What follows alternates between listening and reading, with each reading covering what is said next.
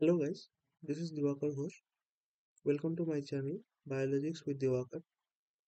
আজকে আমরা ডিসকাস করব বিভিন্ন অ্যাবায়োটিক ফ্যাক্টর যেগুলো ইকোসিস্টেমের জন্য খুবই ইম্পর্ট্যান্ট এবং তারা কিভাবে প্ল্যান্ট এবং অ্যানিমাল সিস্টেমে নিজেদের রোলগুলো প্লে করে। তো সেইগুলোর কথা যদি আসে সবার প্রথমে আসবে লাইট। লাইট একটা খুবই ইম্পর্টেন্ট ফ্যাক্টর ইকোসিস্টেমের মধ্যে এবং এটা প্ল্যান্ট এবং অ্যানিমেলের বিভিন্ন প্রসেস, সেটা বায়োলজিক্যাল প্রসেস হোক বা অন্যান্য ফিজিওলজিক্যাল প্রসেস, সেই প্রসেসগুলোকে কন্ট্রোল করে। যেমন প্ল্যান্টসের ক্ষেত্রে যদি আমরা দেখতে যাই, প্ল্যান্টসের ক্ষেত্রে কিভাবে লাইট একটা এফেক্ট ফেলে। First of all, photosynthesis. Photosynthesis perform করার জন্য প্ল্যান্টের লাইটের অবশ্যই দরকার হবে। সেকেন্ড, একটা টার্ম আছে photo periodism. Photo periodism photo পিরিয়ডিজমের ক্ষেত্রে কি হয়, যে লাইটের অ্যামাউন্ট অথবা একটা দিনে কত ঘন্টা একটা প্ল্যান্ট লাইট পাচ্ছে সেটার উপর ডিপেন্ড করে প্ল্যান্টটা ফ্লাওয়ারিং করে। কারো কারো ক্ষেত্রে দেখা যায় যে 12 ঘন্টার বেশি লাইটিং দরকার হয়, কারো কারো ক্ষেত্রে কম দরকার, আবার কারো কারো ক্ষেত্রে সেটা লাইটের যে ক্রিটিক্যাল ডে লেন্থ এর উপরও ডিপেন্ড করে না, যাদের আমরা ডে নিউট্রাল প্ল্যান্টস বলি। Next, stomatal movement.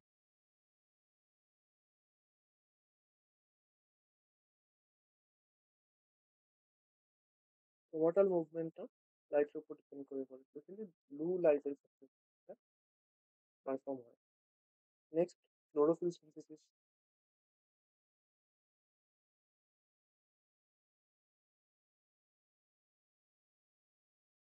ক্লোরোফিল সিনথেসিসটা প্ল্যান্টের ক্ষেত্রে একটা ইম্পর্টেন্ট ফেনোমেনা, যেখানে লাইটের একটা ইম্পর্টেন্স আছে। Next, transpiration.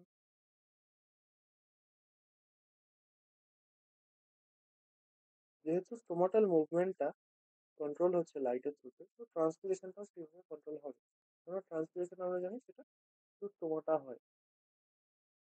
এবার এই যে distribution of plants according to the light, লাইটের উপর বেস করে কোন প্ল্যান্ট লাইটের মধ্যে ভালো গ্রো করে, কোন প্ল্যান্ট শেডিং প্লেসেস এর মধ্যে ভালো গ্রো করে, সেটাকে আমরা দুটো ভাবে ভাগ করতে পারি।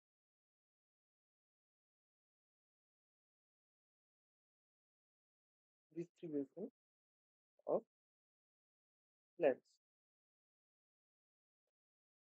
যদি আমরা দেখি দু রকম ভাবে আমরা ভাগ করতে পারি। একটা হচ্ছে যারা ফুলি লাইট গ্রোন,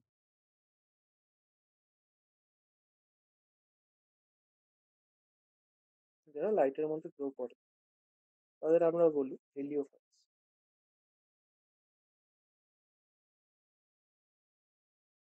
আর যারা একটু কম লাইটে গ্রো করে, লেস লাইট গ্রোন, তাদের আমরা বলি সিওফাইটস।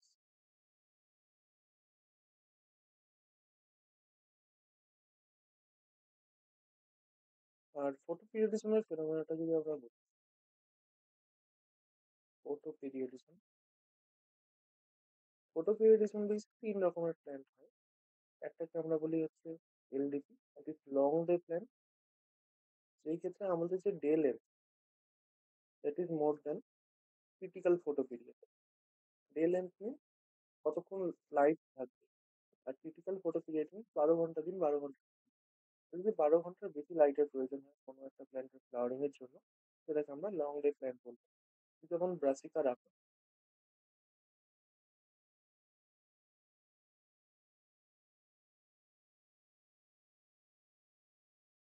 নেক্সট, শর্ট ডে প্ল্যান্ট, যাদের থেকে উল্টোটা হবে, day length is less than critical photo period. Example cannabis. আর আরেকটা হচ্ছে ডে নিউট্রাল, যাদের ক্ষেত্রে এটা ডিপেন্ডই করে। For example নিকোসিয়াম।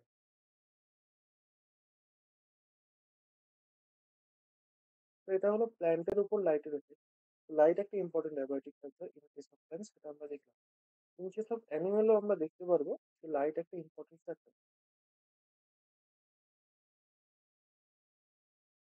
কিভাবে কাজ করছে অ্যানিমেলের বিভিন্ন সিস্টেমে। First of all, vitamin D synthesis. Vitamin D সিনথেসিসের জন্য লাইটের একটা খুবই ইম্পর্টেন্ট রোল আছে। Second, pigmentation. আমাদের বডির যে পিগমেন্টেশন সেটা আমরা জানি লাইটের উপর বেস করে হয়। কেননা মেলানিন যে আছে সেটা লাইটকে প্রেফার করে। তো যেখানে লাইট বেশি সেখানে মেলানিন বেশি অ্যামাউন্টে সিনথেসিস হবে এবং সেটা অ্যাকুমুলেট হবে। সেই ক্ষেত্রে পিগমেন্টেশন ডার্ক হবে। এছাড়া হাইড্রা যে আছে, হাইড্রার লোকোমোশনের ক্ষেত্রে এটা ইম্পর্টেন্ট রোল আছে। লাইটের গুরুত্ব আছে। দেন অ্যামফিবিয়ার রিপ্রোডাকশনের ক্ষেত্রে অ্যামফিবিয়া গ্রুপ যে আছে তাদের রিপ্রোডাকশনে এটার গুরুত্ব আছে।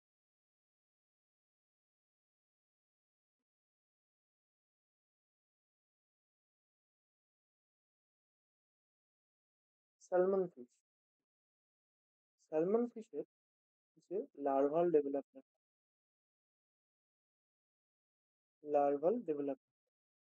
এখান থেকে আমরা যদি দেখি ও যদি সাফিসিয়েন্ট অ্যামাউন্ট অফ লাইট পায়,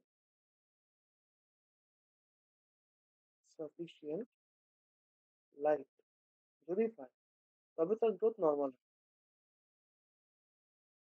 আর যদি সাফিসিয়েন্ট লাইট না পায় বা ও যদি লো লাইটে গ্রো করে তাহলে সেই ক্ষেত্রে এই স্যালমন ফিশের লার্ভাটা মারা যাবে। কিন্তু আরো একটা ইম্পর্টেন্ট জিনিস যেটা হচ্ছে আইসাইট। ভালো না থাকলে আমরা দেখতেই পারতাম না।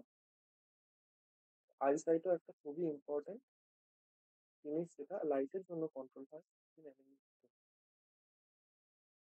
এইখানে যদি আমরা দেখতে পাই প্ল্যান্ট এবং অ্যানিমেলের মোটামুটি লাইটের যথেষ্ট গুরুত্ব আছে।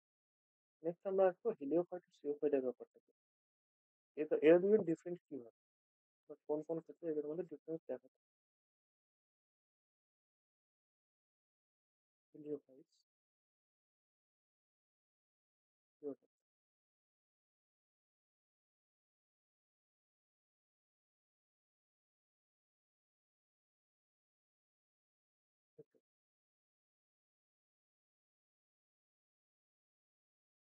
First, light intensity. লাইট ইন্টেন্সিটির উপর কিভাবে ডিপেন্ড করে, হেলিওফাইটদের আমরা জানি যে ব্রাইট লাইট দরকার হবে আর এদের লো লাইট দরকার হবে। তো আমরা বলতে পারি শেডি একটা অ্যাপিয়ারেন্স বা শেডি একটা এনভায়রনমেন্ট দরকার হবে। দেন স্টেমস, যারা লাইট গ্রোন হবে স্বাভাবিকভাবে তাদের স্টেম গুলো হার্ড হবে, থিক হবে এবং ইন্টারনোড গুলো স্মল হবে। স্মল ইন্টারনোড। অন্যদিকে যারা জিওফাইট হবে তাদের ক্ষেত্রে স্টেম গুলো সফট হবে, স্লেন্ডার হবে এবং লার্জ ইন্টারনোড হবে। লার্জ স্পেসিফিক্যালি বলতে গেলে অনেকটা এলংগেটেড হবে ইন্টারনোড। লিভসে কিউটিকলের প্রেজেন্স, লিভসে যদি আমরা কিউটিকলের প্রেজেন্স দেখতে যাই, যারা লাইটের মধ্যে থাকছে তাদেরই দরকার হবে কিউটিকল। এখানেই একটা ট্রান্সপিরেশনের এক্সেস অ্যামাউন্ট অফ ট্রান্সপিরেশনের ভয় থাকবে। আর CO5 এর ক্ষেত্রে যেটা প্রেজেন্ট থাকবে, লাইট নেই, দরকার নেই। দেন রুট সিস্টেমের ক্ষেত্রে আমরা দেখবো যে হাইলি ডেভেলপ হয় জিওফাইটের ক্ষেত্রে।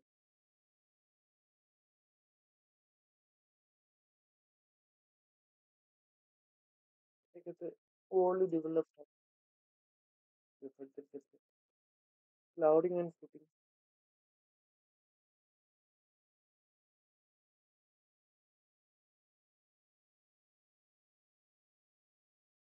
ফ্লাওয়ারিং অ্যান্ড ফ্রুটিং এটাকে আমরা হেলিওফাইট আর সিওফাইটের মধ্যে কিরকম দেখতে পাবো যে সবচেয়ে ভালো কোথায় হবে, এখানে ভালো হবে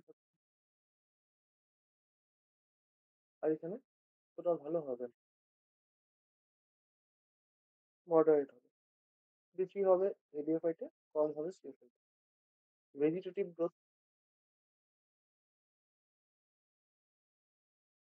ভেজিটেটিভ গ্রোথ। ভেজিটেটিভ গ্রোথ কোথায় ভালো হবে? এখানে ভালো হবে।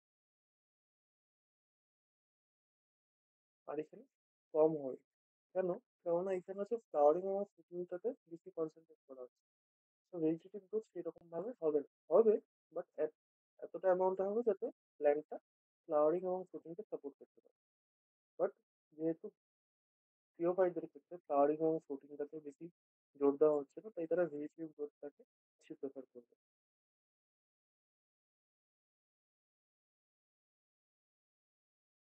সানকেন স্টোমাটা। সানকেন স্টোমাটা আমরা কোথায় দেখতে পারবো? হেলিওফাইটদের মধ্যে আমরা লোয়ার সারফেসে বেশি দেখতে পাবো। লোয়ার সারফেসে প্রচুর পরিমাণে সানকেন স্টোমাটা দেখতে পাবো। এদের মধ্যে আমরা সানকেন স্টোমাটা দেখতে পারবো না। কেননা দরকারই নেই, লাইটই চলে গেছে।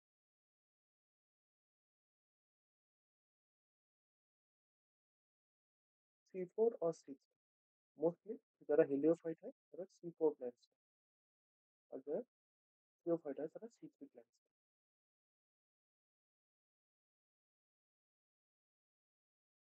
তো এটা গেল লাইটের রোল। নেক্সট আমরা আসবো অন্যান্য ফ্যাক্টর গুলোতে, যেমন temperature.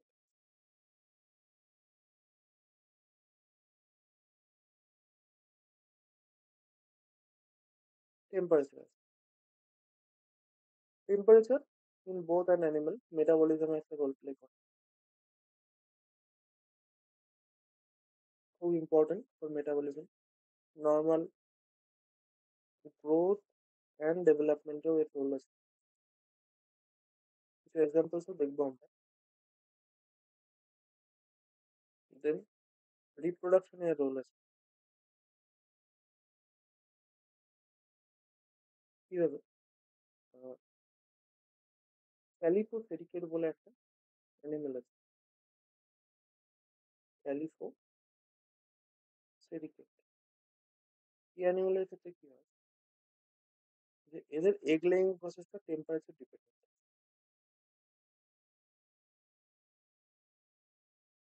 Egg laying process is proportional to temperature. 32.5 degree centigrade এটা হচ্ছে ওদের egg laying pressure. Egg laying process হচ্ছে এটা অপটিমাম টেম্পারেচার, মানে এই টেম্পারেচারে এটা সবচেয়ে ভালো এগ লে করতে পারে বা এগ গুলো সার্ভাইভ করতে পারে। Next sex ratio. যেমন কিছু রটিফার্স আছে, রটিফার্স আর কিছু ড্যাফনিডস আছে, এবং কিছু অ্যানিমালস আছে যাদের ক্ষেত্রে সেক্স রেশিওটা ডিপেন্ড করে টেম্পারেচার। যদি নর্মাল টেম্পারেচার থাকে, মানে at a range of 20 to 35 degree or 30 degree, normal temperature যদি থাকে, নর্মাল টেম্পারেচার, সেই টেম্পারেচারে এরা ফিমেল গ্রো করে,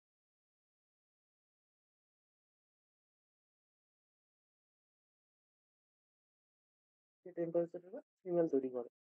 অন্যদিকে যদি সেখানে টেম্পারেচার একটু হাই হয়, তখন সেখানে মেলস তৈরি। তো এটা একটা ইম্পর্টেন্ট পয়েন্ট। এবার এই যে টেম্পারেচার, এই টেম্পারেচারটা আমরা নর্মালিও দেখতে পারি। আমরা যদি পৃথিবীর কথা ভাবি, আমরা নর্মালি দেখতে পারি যেগুলো নিরক্ষীয় অঞ্চল, মানে ইকুয়েটর রিজিয়ন, সেই জায়গায় টেম্পারেচার রিলেটিভলি বেশি হয় in comparison to the polar regions, মানে মেরু অঞ্চল যেগুলো। তো সেই ক্ষেত্রে যেই অর্গানিজম গুলো ইকুয়েটর রিজিয়নে বসবাস করে আর যে অর্গানিজম গুলো পোলার রিজিয়নে বসবাস করে, তাদের বডির বিভিন্ন গঠন এবং বিভিন্ন স্ট্রাকচার ডিপেন্ড করে ওই টেম্পারেচারের উপর, এবং সেগুলোর উপর বেস করে কিছু রুল তৈরি করা হয়েছে। আগে আমি ফেনোমেনা গুলো বলি, তারপর রুল গুলোর নাম বলি।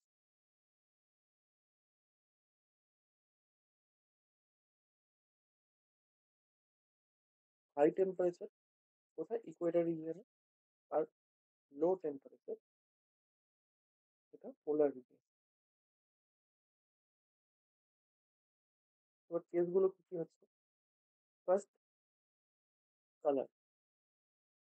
আমরা যদি পিগমেন্টেশন বা কালার দেখি, আমরা দেখতে পারবো যে যারা ইকুয়েটর রিজিয়নে থাকে, তারা যেহেতু ডাইরেক্টলি লাইটের কন্ট্যাক্টে আসছে এবং সবচেয়ে বেশি এক্সপোজ হচ্ছে লাইটের প্রতি, সেই জন্য তাদের পিগমেন্টেশনটা ডার্ক হয় বা কালারটা ডার্ক হয়। আর এরা কি হবে? এরা হচ্ছে হোয়াইট হবে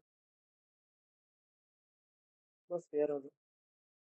এই কারণে আমরা দেখতে পারি যারা পোলার রিজিয়ন থেকে, বিয়ার গুলোর কথা যদি ভাবি, পোলার বিয়ার জন্য বিয়ার একদম ধবধবে সাদা হয়। ওকে কোনো ইয়েওয়ালা ক্রিম মাখতে হয় না। অন্যদিকে যারা হচ্ছে নিরক্ষীয় অঞ্চলে থাকে, তারা কি হয়? একটু ব্রাউনিশ হয়। ওদের কি করতে হয়? ওদের ইয়েওয়ালা ক্রিম মাখতে হয়। দেন কালারের পরে আছে হচ্ছে বডি সাইজ।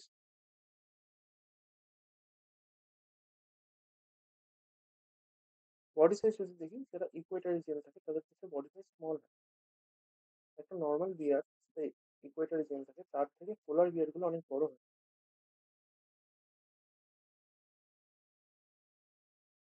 মেন এক্সট্রিমিটিস,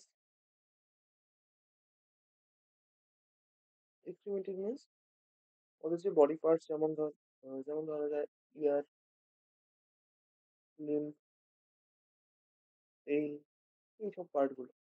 এই এক্সট্রিমিটিস গুলো কি হয়? যারা হাই হাই টেম্পারেচার রিজিয়ন মানে ইকুয়েটর রিজিয়নে থাকে, তাদের ক্ষেত্রে এই এক্সট্রিমিটিস গুলো ওয়াইড হয়।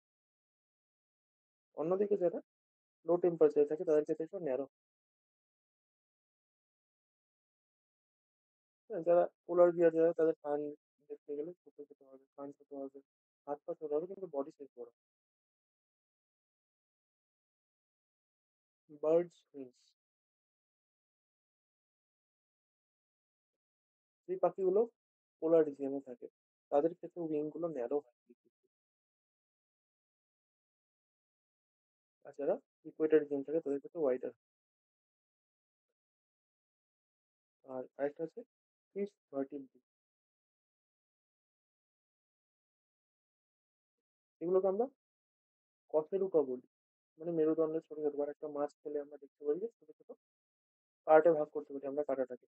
এগুলো সংখ্যা কোথায় বেশি কোথায় কম হয়, যারা হাই ইকুয়েটর রিজিয়নে থাকে, তাদের আমরা বলতে পারি যে তাদের ক্ষেত্রে নাম্বার লো হয়। আর যারা লো টেম্পারেচার রিজিয়নে থাকে, তাদের হাই হয়। এবার এই রুলগুলোর নাম কি? খুবই সোজা নাম। এটা পিগমেন্টেশনের উপর, সেটাকে আমরা বলি হচ্ছে গ্লগার্স রুল। গ্লগার্স রুল, যেটা বডি সাইজের উপর, সেটাকে আমরা বলি বার্ড ব্যান্ড।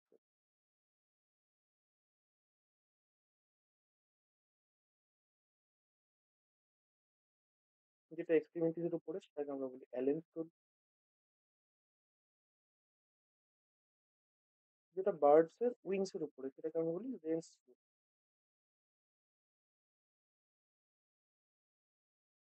আর যেটা ফিশ ভার্টিব্রের উপরে, সেটাকে আমরা বলি জর্ডান।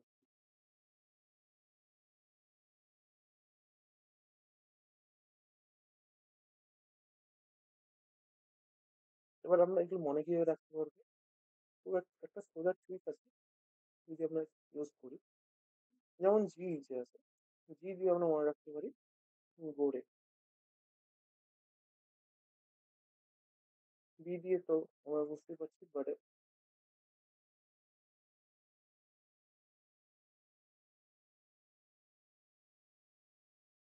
জে দিয়ে আমরা মনে রাখতে পারি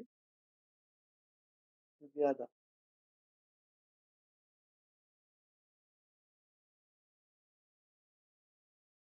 আমরা কি দুটো অটোমেটিক মনে রাখি, একটা ওয়াইড একটা র্যাপ। এই ট্রিক দিয়ে আমরা মনে রাখতে পারি যে তার ক্ষেত্রে কিরকম হতে পারে। যারা ইকুয়েটর রিজিয়ন থাকে তাদের ক্ষেত্রে কিরকম হতে পারে, আর যারা লো টেম্পারেচার রিজিয়ন থাকে তাদের ক্ষেত্রে কিরকম হতে পারে। এবার পার্টিকুলারলি কিছু অর্গানিজমের ক্ষেত্রে আমরা এরকম ভাবে দেখতে পারি যে দুটো গ্রুপ আছে।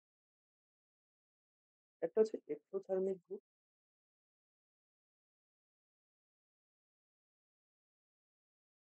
আরেকটা হচ্ছে এন্ডোথার্মিক।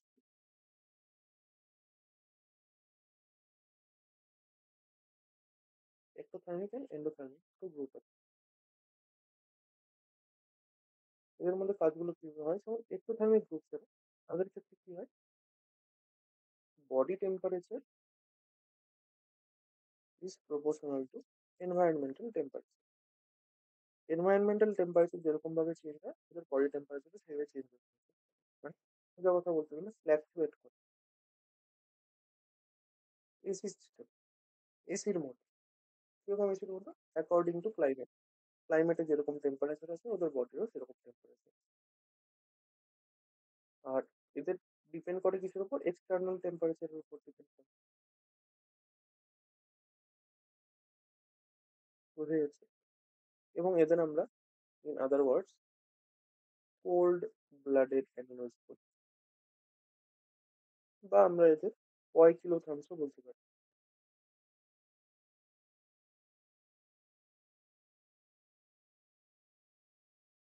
ঠিক আছে? ফর এক্সাম্পল রেপটাইলস, ফিশেস এবং অ্যাম্ফিবিয়ান্স। অন্যদিকে আমরা যদি এন্ডোথার্মিকের কথা ভাবি, এদের ক্ষেত্রে এদের আমরা বলি ওয়ার্ম ব্লাডেড অ্যানিমাল। কেন? বা আমরা এদের হোমোথার্মসও বলি, হোমিওথার্মস। কেন বলি? কারণ এরা কি করে, এরা এনভায়রনমেন্টাল যে টেম্পারেচার সেটার উপর ডিপেন্ড করে নিজের বডি টেম্পারেচার চেক করে না। এরা নিজেদের বডি টেম্পারেচারটা কনস্ট্যান্ট রাখার চেষ্টা করে। বডি টেম্পারেচারকে কনস্ট্যান্ট রাখার চেষ্টা করে। বিভিন্ন মেকানিজম থাকে সেগুলো, সেগুলো আমরা অন্য কোনো ক্লাসে ডিসকাস করবো। বাট বডি টেম্পারেচারকে কনস্ট্যান্ট, মেনলি যেমন সোয়েটিং হয় বা শিভারিং হয়, সেগুলোর থ্রুতে ওরা নিজের বডি টেম্পারেচারকে কন্ট্রোল রাখে। যেমন আমরা শীতের দিনে কাঁপি, কাঁপুনি দিলে কি হয়, ভাইব্রেশন ক্রিয়েট হয় এবং টেম্পারেচার ইনক্রিজ করে, বডির তাপমাত্রা বেড়ে যায়। আর গরমের দিনে কি হয়, আমরা সোয়েটিং করি, ঘামি, ঘর্মের মধ্যে দিয়ে ক্ষরণ হয়, সেই কারণে আমাদের বডি কি হয়, ঠান্ডা থাকে। এইভাবে মেনটেন করে। আর এদের ক্ষেত্রে স্কিনটা খুব important. Skin plays an important role in maintaining the body temperature. For example,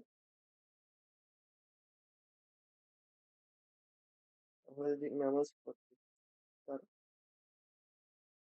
R birds,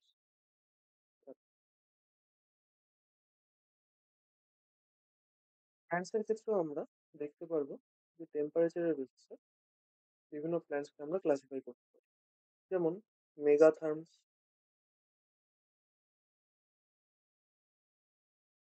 then মেসোথার্মস,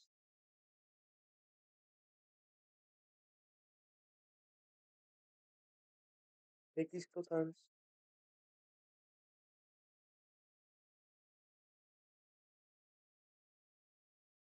R মাইক্রোথার্মস।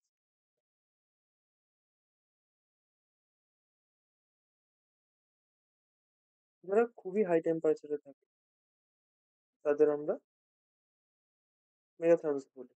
High temperature in the sense tropical রিজিয়নসে যারা থাকে, ট্রপিক্যাল প্লেন্টস।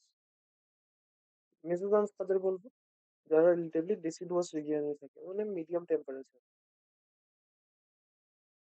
মডারেট টেম্পারেচার রিজিয়নে থাকে। ডেসিডুয়াস, ডেসিডুয়াস ফরেস্ট গুলো যে হয় তাদের আমরা মেসোথার্মসের আন্ডারে ফেলবো। যারা হেকিস্টোথার্মস হয় তারা আলট্রা লো টেম্পারেচার, আলট্রা লো, আলট্রা লো টেম্পারেচার, 0 ডিগ্রিরও কম। যেমন যারা হচ্ছে কনিফার, কনিফার্স। আর যারা মোটামুটি লো টেম্পারেচারে থাকে, লো দেন 10 ডিগ্রি সেন্টিগ্রেড, তাদের আমরা বলতে পারি যে মানে অ্যালপাইন ফরেস্ট যেগুলো হয় সেগুলো মাইক্রোথার্মসের আন্ডারে। এটা একটা ফ্যাক্টর গেল। নেক্সট আমরা যে ফ্যাক্টরটা স্টাডি করবো সেটা হচ্ছে অল্টিটিউড, লংজিটিউড, ল্যাটিটিউড। সেই জিনিসগুলো আমরা কি অ্যাকচুয়ালি দেখবো। ফার্স্ট অফ অল অল্টিটিউড মানে, অল্টিটিউড এটা মানে হচ্ছে সি লেভেল থেকে কত হাইট।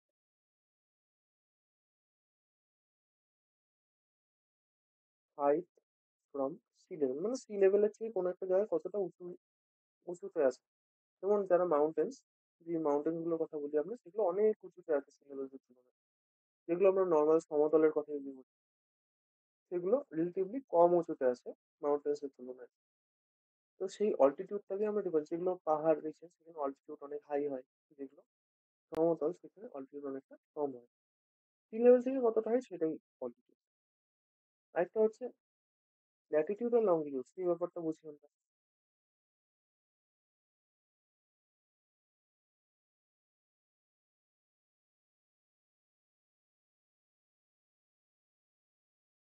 আমরা যদি এটাকে আর্থের সারফেস হিসেবে ধরি, এবং এই সারফেস অনুযায়ী আমরা যদি সারফেস বরাবর হরাইজন্টালি মুভ করি, হরাইজন্টালি মিনস এই দিকে বা এই দিকে, যদি আমরা এই সারফেস ধরে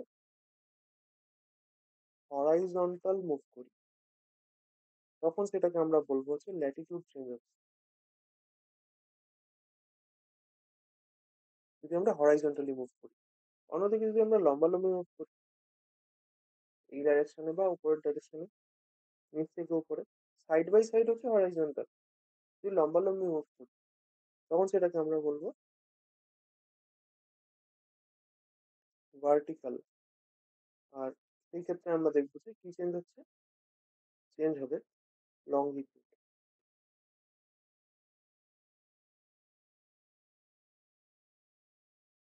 ওকে, তো এইভাবে আমরা ল্যাটিটিউড, লংগিটিউড আর অল্টিটিউডকে ডিফার করতে পারি। যেই দিকে আমরা মুভ করবো সেই হিসাবে। আর অল্টিটিউড হচ্ছে height from the sea level. আরেকটা খুব ইম্পর্টেন্ট জিনিস আছে, সেটা হচ্ছে অ্যাটমসফিয়ার।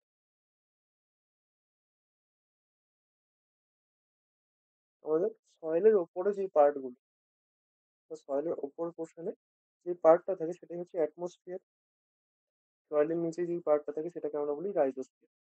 এবার এই ফ্যাক্টর গুলো কিভাবে কাজ করছে, যেমন অ্যাটমসফিয়ারের সবচেয়ে নিচের লেভেলে থাকে, সবচেয়ে নিচে যেখানে আমরা বসবাস করি সেটা হচ্ছে ট্রোপোস্ফিয়ার। ট্রোপোস্ফিয়ার, এখানে আমরা দেখতে পারি যে হাইট বাড়ার সাথে সাথে, হাইট ইনক্রিজ করার সাথে সাথে টেম্পারেচার ডিক্রিজ করে। অলমোস্ট 1 কিলোমিটার বা 10 কিলোমিটার ইনক্রিজ করার সাথে সাথে টেম্পারেচার 6.5 ডিগ্রি সেন্টিগ্রেড ডিক্রিজ করে যায়। এই যত উপরে আমরা উঠবো টেম্পারেচার কমে। যেমন আমরা পাহাড়ে যখন উঠি তখন আমরা দেখতে পাই যে টেম্পারেচার খুব কমে যাচ্ছে। সেই কারণেই আমরা বলতে পারি যে হাইট প্রপোর্শনাল টু 1/টেম্পারেচার। ট্রোপোস্ফিয়ার যেখানে শেষ হয় সেখানে আরেকটা লেয়ার স্টার্ট হয়, যেটাকে আমরা বলি স্ট্র্যাটোস্ফিয়ার।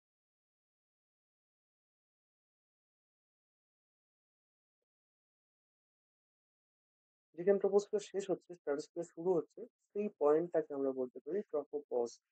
পজ মানে স্টপ, ওখানে ট্রপোস্ফিয়ার পজ হয় বা স্টপ হয়, এই ট্রপোপজ। এরকম ভাবে বিভিন্ন লেয়ারের নামগুলো আছে। যেটা স্ট্র্যাটোস্ফিয়ার সেটা কেন এত ইম্পর্টেন্ট, কারণ এখানে থাকে আমাদের ওজোন লেয়ার। ওজোন লেয়ার থাকে এখানে, এই স্ট্র্যাটোস্ফিয়ার লেয়ারটা যে আছে এর মাঝামাঝি ওজোন লেয়ার থাকে। এবং এই যে ওজোন লেয়ারটা থাকে সেটা কি করে, সেটা হচ্ছে ইউভি রেকে অ্যাবজর্ব করতে পারে।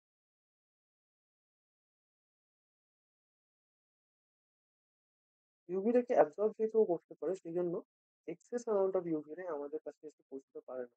এই জন্য আমরা অনেকটাই বেঁচে যাই আল্ট্রাভায়োলেট রে হাত থেকে।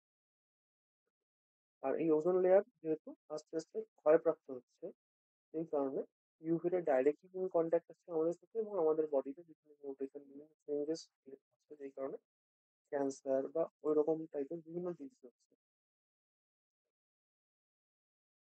স্ট্র্যাটোস্ফিয়ারের পরে চলে আসে মেসোস্ফিয়ার।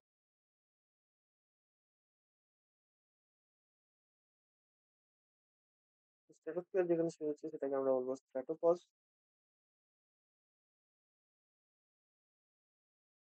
এখানে ট্রোপোপজ। এইভাবে নাম হবে প্রত্যেকটা, আমি ফার্দার লিখছি না, বাট নামগুলো এইভাবেই হবে। মেসোস্ফিয়ারের পর চলে আসে থার্মোস্ফিয়ার।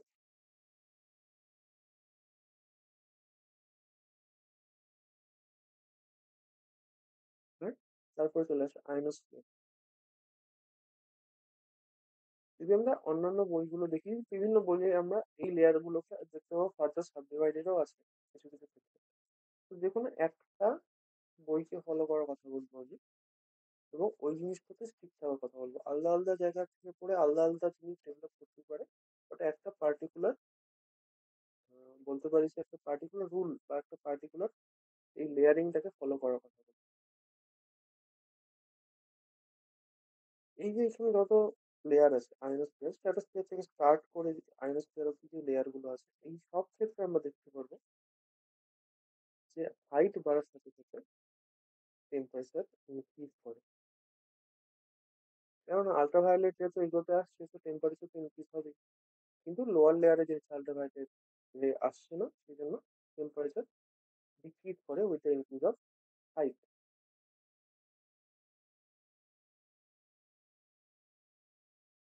এই অ্যাটমসফিয়ারে সবচেয়ে বেশি পরিমাণ কোন গ্যাস থাকে? নাইট্রোজেন।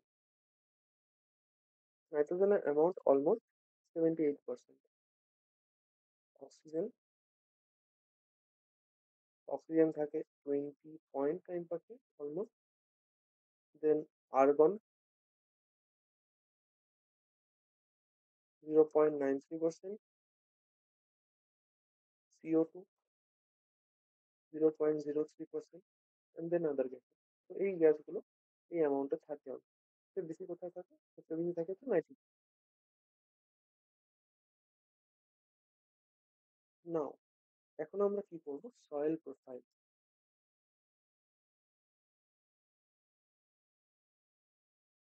সয়েল প্রোফাইলটা অ্যাকচুয়ালি আমরা যদি সয়েলের একদম আপার লেয়ার থেকে আরো নিচে যেতে থাকি, তাহলে আমরা সয়েলের বিভিন্ন লেয়ার দেখতে পারবো, এবং প্রত্যেকটা লেয়ারের যে স্ট্রাকচার এবং ফাংশন সেটা কি করে আলাদা হয় একে অপরের থেকে। যত আমরা লোয়ার রিজিয়ন গুলোতে যাবো, যত ডিপ আমরা যাব সয়েলের মধ্যে, তত দেখতে পাবো সেখানে মিনারেলস বা রকের অ্যামাউন্ট বাড়তে থাকে। আর যত ওপরের লেয়ার গুলো আছে, যেখানে আমরা বসবাস করছি, সেখানে আমরা দেখতে পারবো যে হিউমাসের অ্যামাউন্ট অনেক বেশি বা মিনারেলস এর অ্যামাউন্ট অনেক বেশি। সেইভাবে আমরা ভাগ করতে পারি এই পুরো লেয়ারিংটাকে কয়েকটা গ্রুপে। ও এই বিসিআর এরকম কিছু লেয়ার।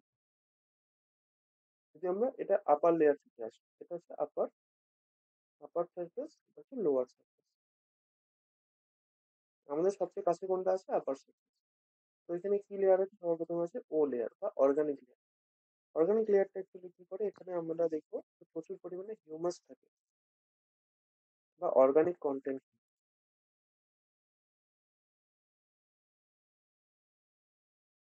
ওকে, প্রচুর পরিমাণে হিউমাস বা অর্গানিক কন্টেন্ট থাকে, এবং এটা পার্শিয়ালি ডিকম্পোজ হয়। Partially decompose. নেক্সট, ও লেয়ারের পরে যেটা থাকে এ লেয়ার হচ্ছে এ হরাইজন লেয়ার, যেখানে মিনারেলস এর অ্যামাউন্ট থাকে, এবং এটাকে আমরা টপ সয়েলও বলি। টপ সয়েল, এখানে আমরা দেখি যে হিউমাস থাকে, কিছুটা মিনারেলস থাকে, আর মোস্ট ইম্পর্টেন্টলি লিভিং অর্গানিজমস এখানে বসবাস করে। কিছু লিভিং অর্গানিজমস যারা ডিকম্পোজ করে মেইনলি, যেমন ফাঙ্গাস আছে, কিছু কিছু ব্যাকটেরিয়া আছে, তারা এই লেয়ারটার মধ্যেই বসবাস করে, এ লেয়ার থেকে। ফার্দার আমরা দেখতে পাবো ই লেয়ার। ই লেয়ার হচ্ছে এলুভিয়েশন লেয়ার। আমরা দেখতে পাচ্ছি এলুভিয়েশন লেয়ার, এখানে কি থাকে? এখানে মেনলি লিচিং হয়।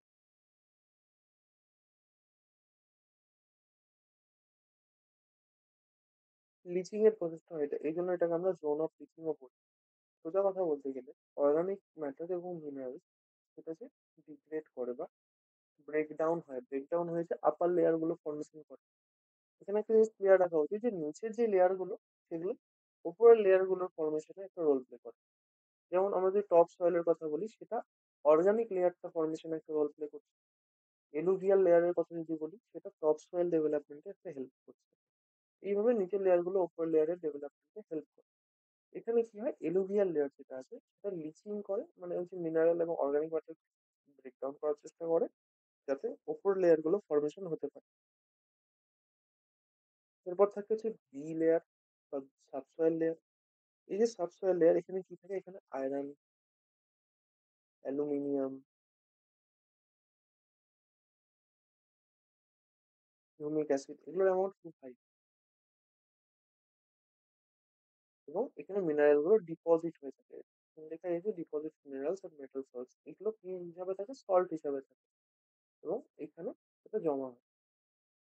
এরপর থাকে সি লেয়ার, যেটাকে আমরা বলি প্যারেন্ট ম্যাটেরিয়াল। Parent material.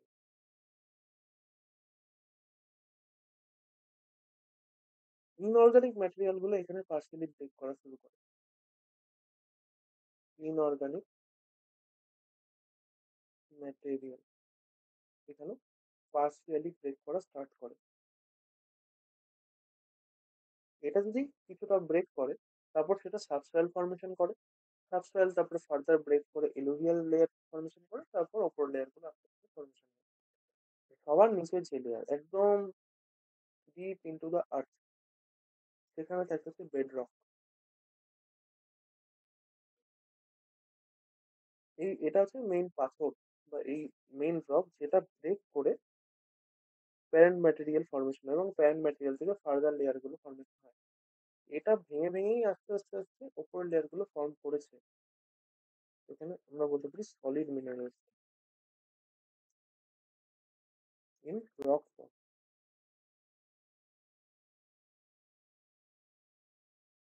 ওকে, নাও এবার এই যে সয়েল, এখানে আমরা সয়েলের লেয়ারিং গুলো করলাম, বাট এখানে কিছু ওয়াটার প্রেজেন্ট থাকে আমরা জানি। সয়েল ওয়াটার, আমরা ওয়াটারের একটা মেইন সোর্স হিসেবে আমরা সয়েলকে ইউজ করি। এখানে তিন রকমের ওয়াটার থাকতে পারে। একটা হচ্ছে হাইগ্রোস্কোপিক, নেক্সট গ্র্যাভিটেশনাল,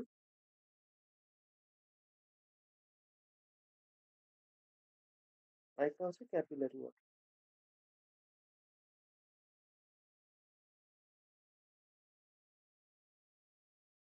এই তিন টাইপের ওয়াটার থাকতে পারে।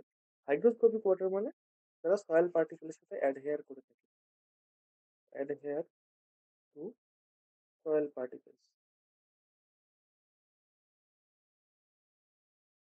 সয়েল পার্টিকেলস যারা অ্যাডহেয়ার করে, তার মানে কি? এইরকম যদি সয়েল পার্টিকেল থাকে কিছু, তাহলে তাদের ওপর এইভাবে অ্যাডহেয়ার করতে বা জমা হয়ে থাকে। এগুলো তো আমাদের জন্য অ্যাভেলেবেল থাকে না, কারণ সয়েল পার্টিকেলের সাথে এরা যুক্ত হয়ে আছে।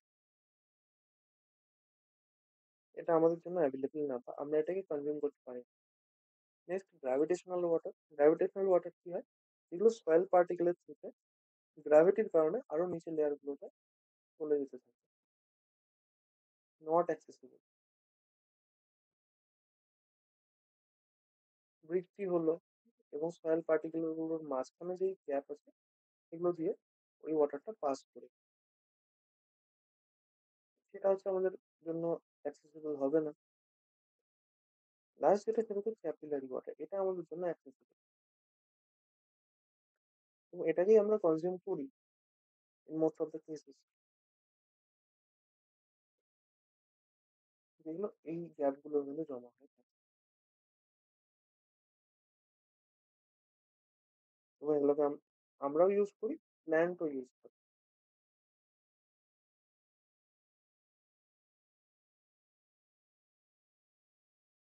Utilise by plants. প্ল্যান্টও এদের ইউজ করে। দেন লাস্ট যে টার্মটা আছে সেটা হচ্ছে আমাদের প্রেসিপিটেশন। প্রেসিপিটেশন প্রেসিপিটেশন আমি বলেছিলাম যে এখানে অনেক কিছুই থাকে প্রেসিপিটেশনের মধ্যে। আমরা বিভিন্ন রকম প্রেসিপিটেশনের কথা যদি বলি, যেমন রেইনফল, এটা হচ্ছে কমন প্রেসিপিটেশন। দেন স্নোফল, বরফ পড়ে যেটা। হেইল স্টর্ম,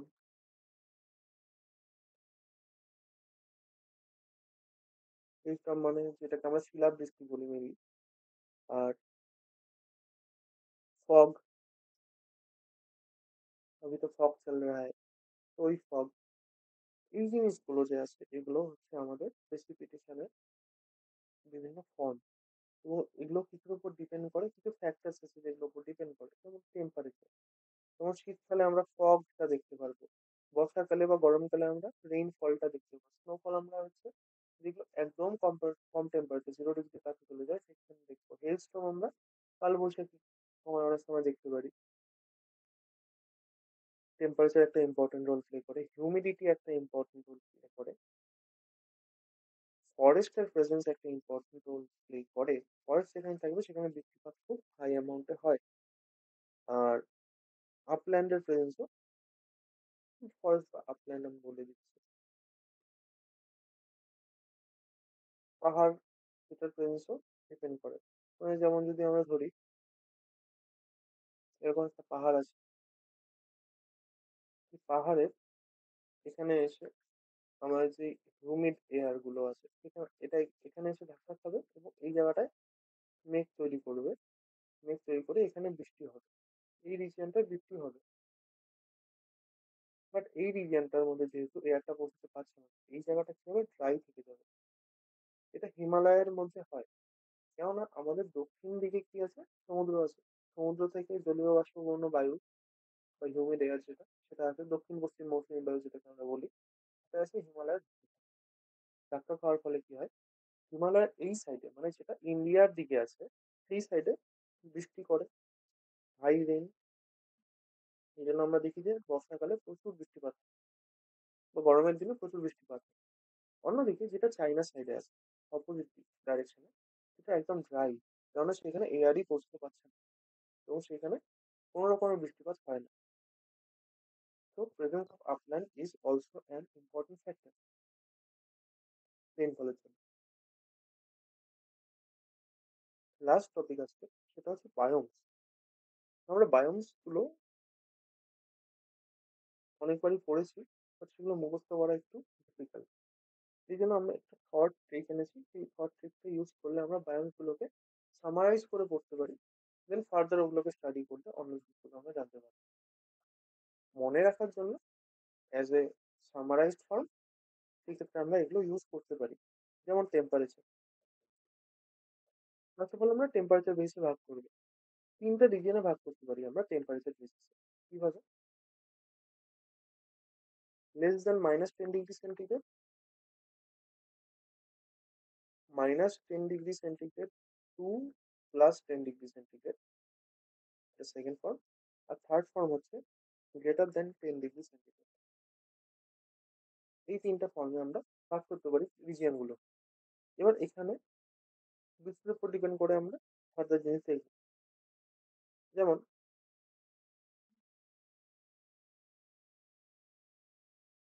রেইনফল আসবে, টেম্পারেচার। রেইনফলের কথা যদি বলি, যেখানে লেস দ্যান 10 সেন্টিমিটার বৃষ্টিপাত হয় উইথ -10 ডিগ্রি সেন্টিগ্রেড টেম্পারেচার, সেই রিজিয়নটাকে আমরা বলি টুন্ড্রা রিজিয়ন বলি। যেখানে আমরা দেখবো যে -10 ডিগ্রি সেন্টিগ্রেড টেম্পারেচার থাকে, সেটা ছাড়াও মোর দ্যান 10 সেন্টিমিটার বৃষ্টিপাত হয়, সেটাকে আমরা বলি তৈগা। এই দুটো -10 ডিগ্রি সেন্টিগ্রেড কমে চলে গেল। এবার এই যে মডারেট টেম্পারেচার আছে এখানে কি কি আছে? Less than ten degree less than 10 centimetre বৃষ্টিপাত। একটা জিনিস বলতে আমি ভুলে গেছি, সেটা হচ্ছে এই যে প্রেসিপিটেশন, এটাকে আমরা সেন্টিমিটার হিসেবে মেজার করি। প্রেসিপিটেশনকে কিসের থ্রুতে? আমরা যে রেইন গজ বলে একটা মেশিন আছে, রেইন গজ বলে একটা মেশিন আছে, রেইন গজ বা রেইন গেজ। এই মেশিনটা দিয়ে আমরা প্রেসিপিটেশনকে মেজার করতে পারি। যেমন আমরা খবরের চ্যানেলে দেখি যে বলে আজকে 10 সেন্টিমিটার বৃষ্টিপাত হয়েছে, আজকে 100 সেন্টিমিটার বৃষ্টিপাত হয়েছে, এই এই মাসে 250 সেন্টিমিটার বৃষ্টিপাত হয়েছে। এটা কিসের হিসাবে মেজার করে? কত সেন্টিমিটার সেই হিসাবে। তো রেইন গজ হচ্ছে যে সেন্টিমিটার ইউনিটে রেইনটাকে মেজার করে বা প্রেসিপিটেশনকে মেজার করতে পারে। এখানে আমরা সেইভাবে রেইনফলটাকে সেন্টিমিটার হিসেবে লিখছি। তো লেস দেন 10 সেন্টিমিটার বৃষ্টিপাত যদি হয় সেটাকে আমরা বলবো কোল্ড ডেজার্ট। Cold dessert. যদি 100 সেন্টিমিটার অব্দি বৃষ্টিপাত হয় তখন সেটাকে আমরা বলবো টেম্পারেট গ্রাসল্যান্ড।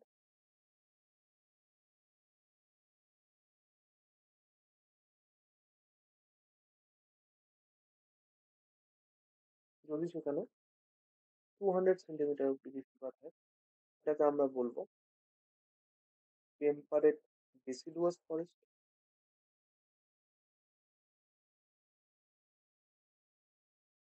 আর যদি সেখানে 300 সেন্টিমিটার অব্দি হয়, তাহলে আমরা সেটাকে বলবো টেম্পারেট রেইন ফরেস্ট।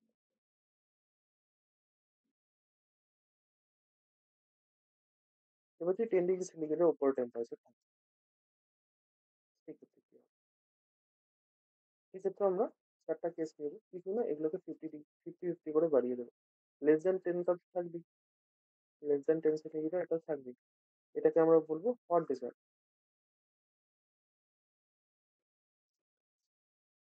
আর যদি 150 সেন্টিমিটার হয়, এটার থেকে 50 সেন্টিমিটার ইনক্রিজ করবে, এটাকে আমরা বলবো ট্রপিক্যাল ক্রাশফায়ার।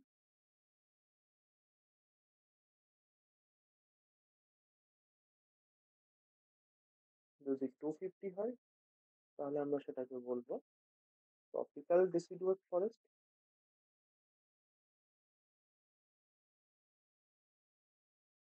আর যদি 300 সেন্টিমিটার অব্দি হয়, তাহলে আমরা সেটাকে বলবো ট্রপিক্যাল রেইন ফরেস্ট।